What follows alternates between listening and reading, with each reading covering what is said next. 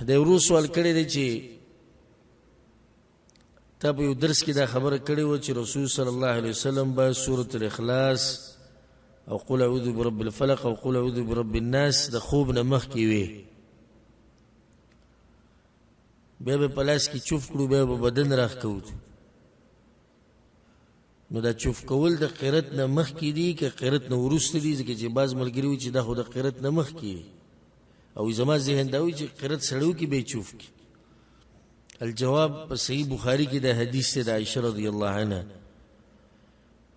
چې رسول صلی الله علیه وسلم به كان اذا اوى الى فراشه كل ليله، کله چې رسول صلی الله علیه وسلم خپلې طلایي له راغی جمع کفیه ثم نفث فيهما، نو د لاسونه به یوځای کړو بیا به پکې چوف وکړو. فقرأ فيهما قل هو الله احد وقل اعوذ برب الفلق وقل اعوذ برب الناس، بیا به پکې سورتونه وي.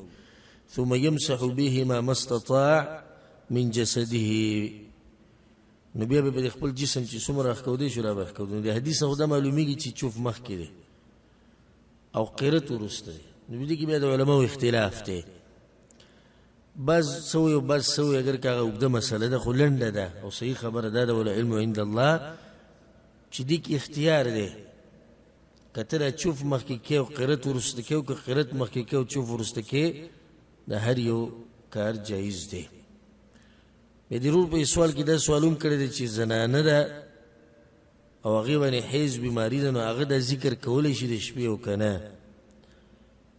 نو دا مسله ما مخکې هم بیانه کړې ده سوالاتو جواباتو په نشست کې او په عامو درسونو کې هم چې اذکار د حایض زنانه دپاره ویل دا جایز دي، بلکې صحیح خبره ده چې د قرآن تلاوت هم کولی شي بغیر د لاس لګولو نه، لاس به ورسره نه لګوي، نو د قرآن تلاوت کولی شي، ځکه چې د قرآن د تلاوت نه په منه باندې صحیح دلیل نشته.